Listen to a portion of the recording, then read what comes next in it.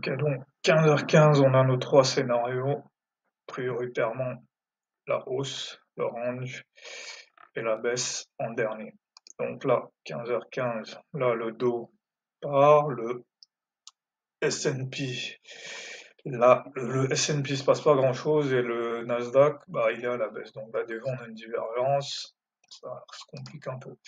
Donc là, le S&P semble suivre le dos. Donc j'aurais pu prendre une entrée ici en me disant que là, on a quand même ici une hausse. On a une hausse ici, une hésitation ici. Donc il y a 2 chances sur 3 pour que ça parte à la hausse. Donc j'aurais pu rentrer ici, mais j'aime pas rentrer sur les divergences. Donc j'ai préféré attendre. Là, j'ai commencé à me dire, bon, on peut quand même tenter une entrée parce que là, on a des clôtures de plus en plus hautes.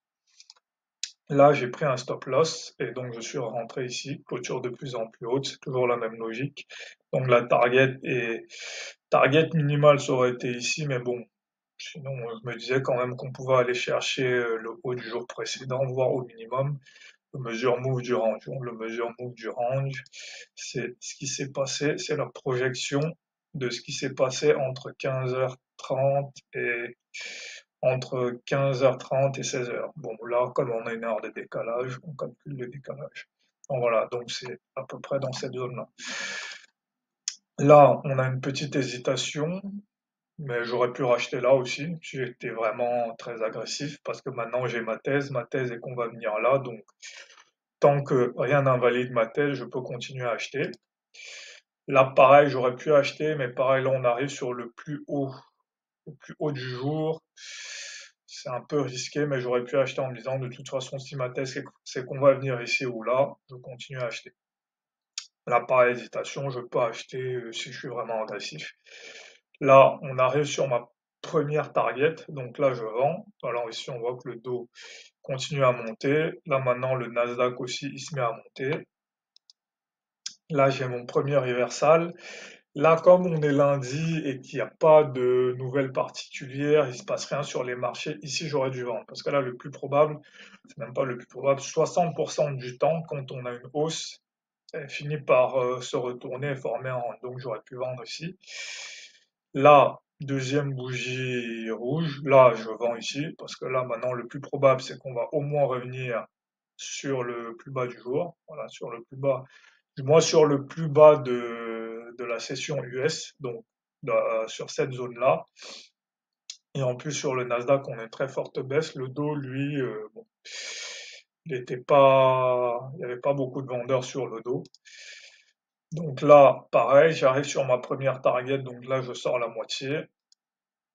Là, j'aurais pu acheter, considérer que j'avais un rebond, mais bon, là j'ai pris mes 2 positions, donc je me suis arrêté là. Mais ici, j'aurais pu acheter en me disant on allait avoir une troisième jambe, surtout qu'ici sur le dos, on voit qu'on a un retracement de 50% et un rebond. Ça, en général, c'est un signe de hausse. Ici, dès qu'on revient sur le bas du jour précédent, on a un rebond, donc j'aurais pu acheter ici, avec target ici pour une troisième jambe de range. Donc j'aurais fait hausse, baisse et puis hausse.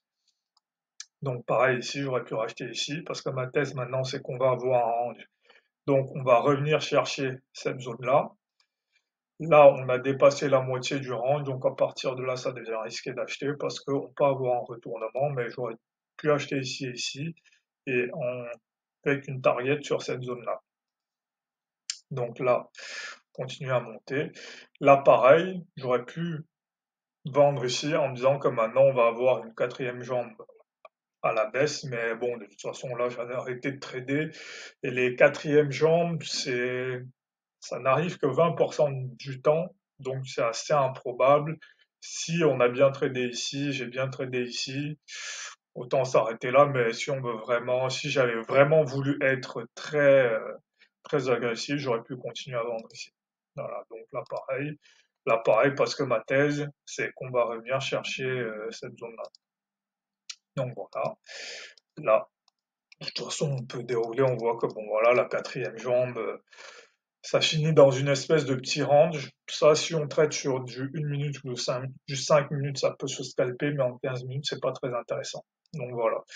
Donc on peut dire soit qu'aucun de mes scénarios ne s'est réalisé, soit qu'ils se sont réalisés à moitié. Donc voilà. En tout cas, il y avait de quoi trader au moins cette jambe-là. Ici, j'avoue que